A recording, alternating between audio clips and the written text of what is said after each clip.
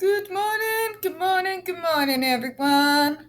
Welcome to another episode of Spilling Tea. I'm your host, Tiffany Daniels, and yes, we're going to that horrible world known as the JRC, but before we do, the usual disclaimers. First off, I'm brain dead, folks. I'm going to just start right out with it, okay? Stress has this wonderful thing of, I don't know, turning my brain into absolute sludge. So I am firmly stuck now in autistic fog brain.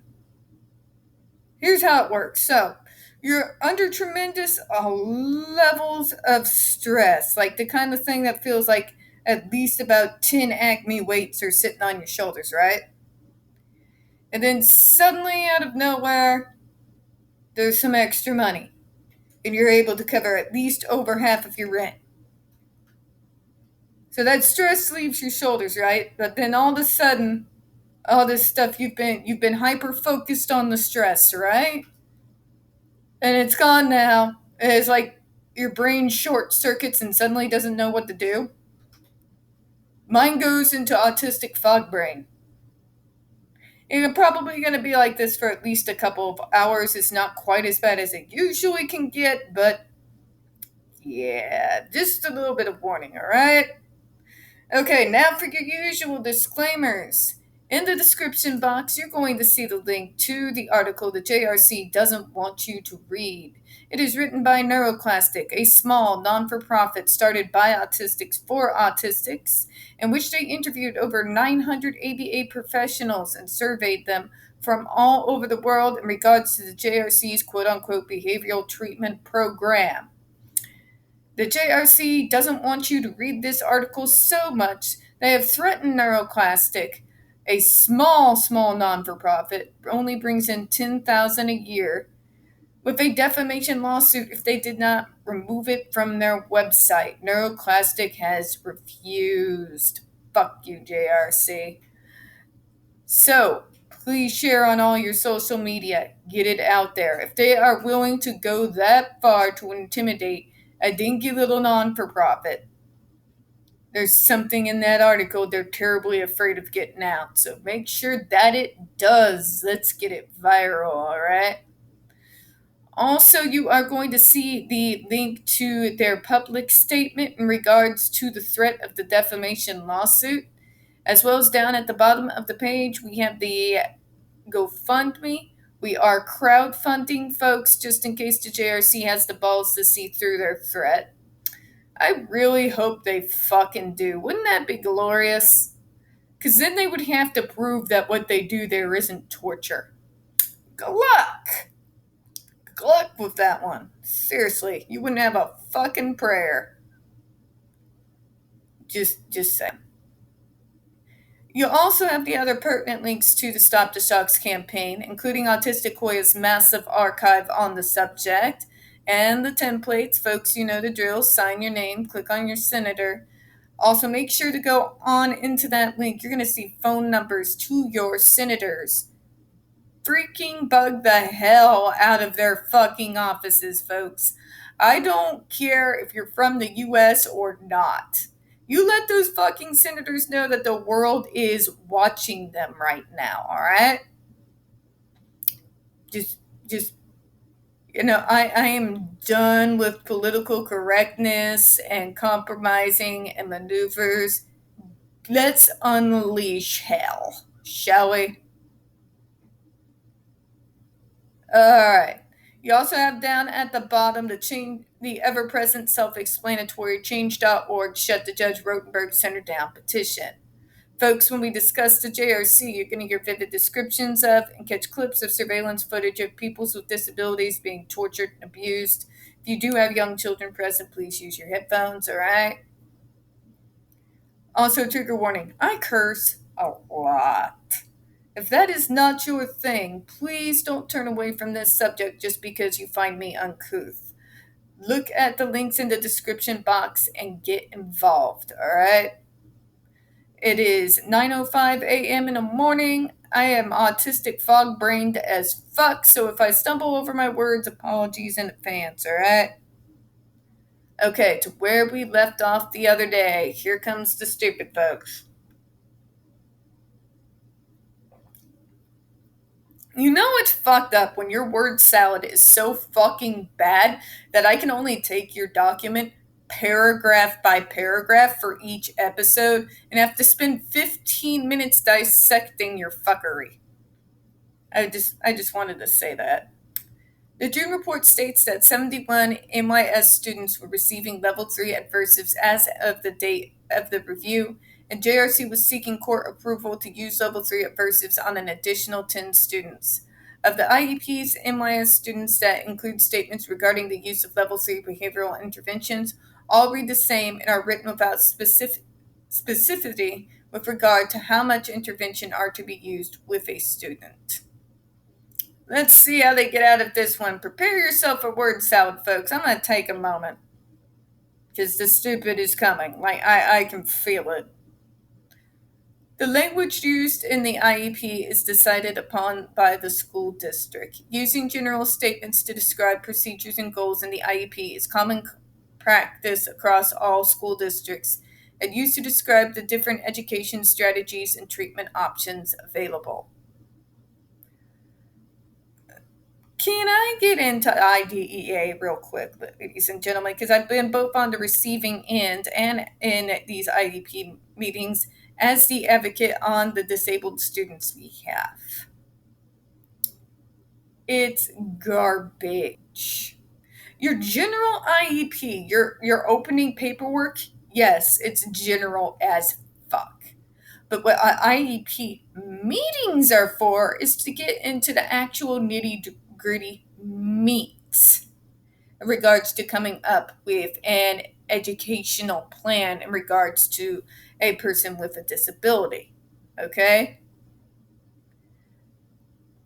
Don't let them fool you here. Whereas on the base of things, they sound correct.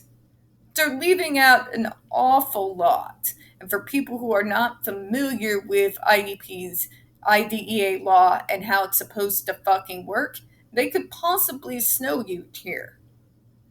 But the fact of the matter is, folks, those meetings are meant to use what that general base and get into the specifics as to how and what is going to be implemented. How is it going to be implemented?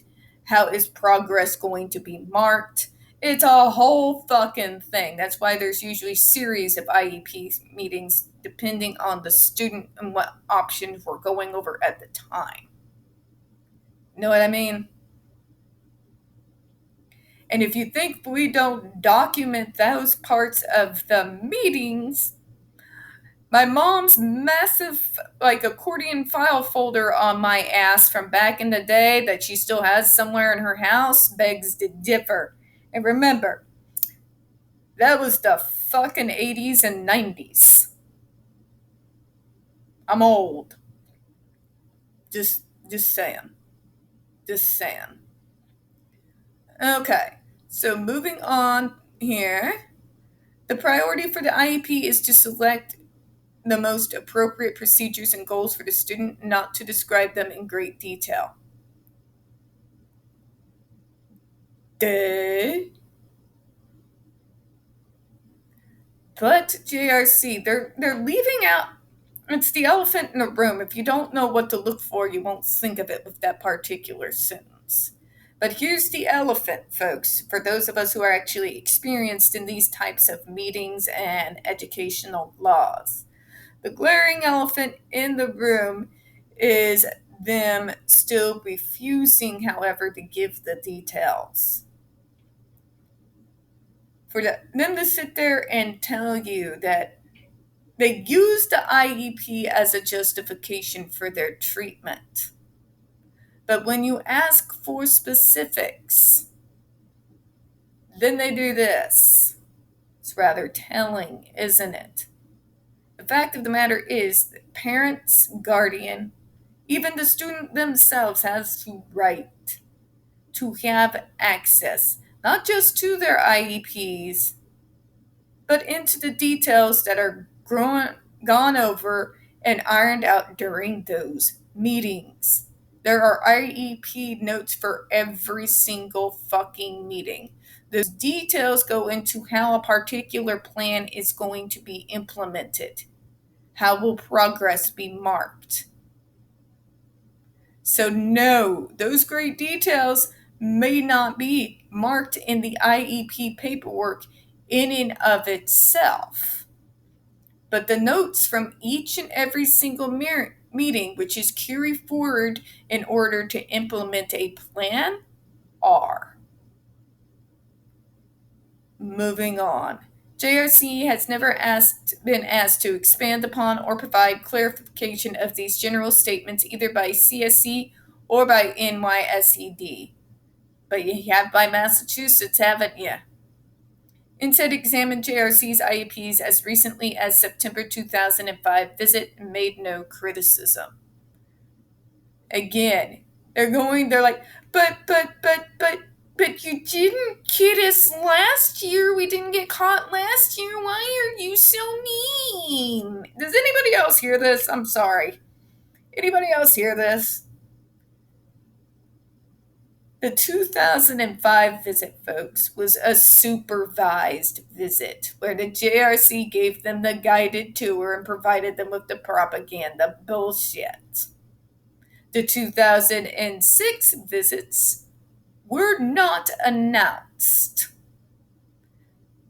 to get them with their pants down, as it were. Those unannounced visits, when we make those, the time for propaganda and bullshit's out the window. You done. We're done talking. At that point.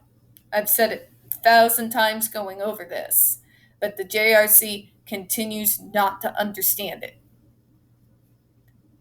It's just saying. As far as why suddenly New York is requiring you to detail out further your IEP in regards to your treatment program, it might have something to do with what the fuck you did to one of their students in 2006. It might have something a little to do with the kid who died not that long ago, about 5 or 6 years earlier. It might have something to do with the bullshit reports and the abuses, the multiple DESI reports. I'm just saying. New York is fed up at this point. They want details, JRC. Okay?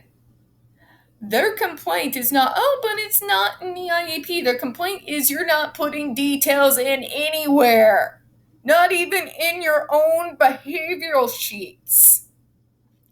Their point would be, they understand IEP. This is the Special Education Department hand of New York, okay? They're not fucking stupid. They know how this shit works. We all on these teams know how IEPs work. And the IDEA. Far better than I imagine the JRC does, because that's our fucking job and that's why we got sent there. Just saying. But when you don't provide any documentation fucking anywhere, when all you have is just this vague bullshit, when you say non-compliance but refuse to define it, failure to maintain a neat appearance but don't define it, and you have it nowhere, not in the IEP, not in the behavioral sheets, not notes anywhere, nada. That was their point. But moving on. The June report neglects to mention that the JRC submits to the school district an individualized rationale for the use of the Level 3 procedures prepared by the clinician. And the JRC fails to mention that this so-called individualized rationale is vague as fuck. Just like their behavioral sheets. They use the same vague-ass terminology that is literally can be interpreted in any way or form. But for non-compliance and aggressive behaviors and da da da da da da da da da da, but they never provide details. They never define these. They make it vague as fuck.